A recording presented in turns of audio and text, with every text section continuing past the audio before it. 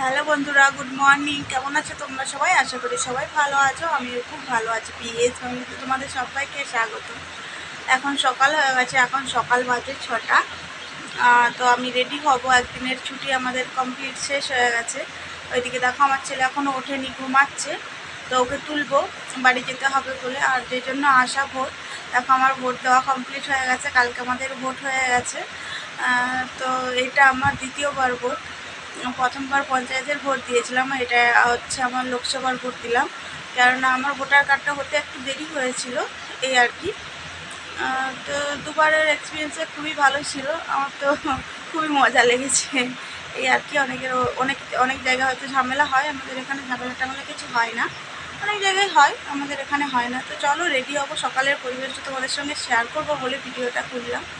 তো দেখতে থাকো ভিডিওটা, সঙ্গে থেকো। দেখতেই পাচ্ছ বন্ধুরা, আমরা বেরিয়ে পড়েছি। আর সকালের পরিবেশটা খুবই সুন্দর লাগছে, তোমরা দেখে হয়তো বুঝতেই পারছো।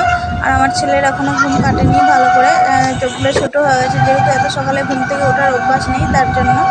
আর সকালের পরিবেশটা এত ভালো লাগছে, আর গায়ের মধ্যে পুরো ঠান্ডা ঠান্ডা হাওয়া আসছে। এইদিকে দেখতেই পাচ্ছ ফেরিওয়ালাগুলো সব নিজেদের কাজের ব্যবসার কাজে বেরিয়ে গেছে। আর এখানে সবাই সকাল সকালেই কাজে বেরোয়, আমাদের মতো লেট করে না।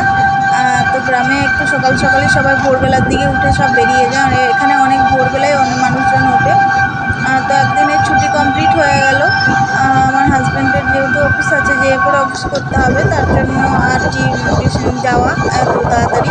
নাহলে হয়তো আরেকটা দিন থাকতাম কিংবা বিকেলে যেতাম। আমরা যখনই আসি বিকেলবেলার দিকেই যাওয়ার চেষ্টা করি, কেননা গিয়ে পরে আবার রান্না করবো, তার থেকে রান্না করে একবারে খেয়ে দিয়ে বিকেলে আরামসে বাড়ি যেতাম। কিন্তু এইবারে তার হলো না, কেননা আমার হাজব্যান্ডের বললামই তো, যে করে ওকে ডিউটি করতে হবে।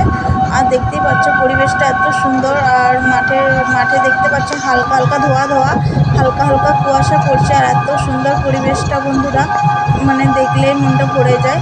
আর আমাকে একজন মানে জিজ্ঞাসা করেছে যে দাইহাটটা কোথায়। দাইহাট হচ্ছে নবদ্বীপ কাটোয়ার মাঝামাঝি। কাটোয়ার আগের স্টেশনটাই হচ্ছে দাইহাট। যে অনেকে জানো, আবার অনেকে জানো না। আমিও আগে জানতাম না, কেননা এইদিকের লাইনের পক্ষে আমি কোনো কিছুই জানতাম না।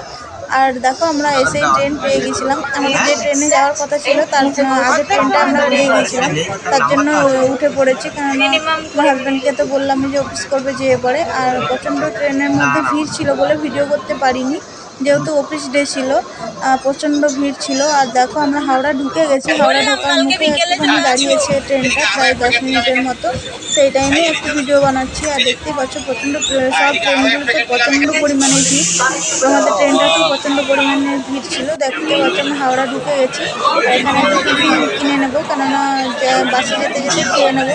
কেননা ট্রেনে সেরকম এত প্রচণ্ড পরিমাণ এত ভিড় ছিল যে আমরা কিছু খেতে পারিনি। আর কাটোয়া লাইনে বন্ধুরা ফাইনালি আমরা বাড়ি পৌঁছে গেছি। আর বাইরে পরেই গরম ছিল। আর এখন বাজে হচ্ছে 12টা।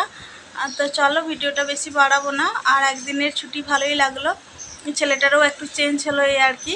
তো আর বেশি বাড়াবো না ভিডিওটা ভালো লাগলে লাইক কমেন্ট অ্যান্ড তোমাদের বন্ধুদের সঙ্গে শেয়ার করো।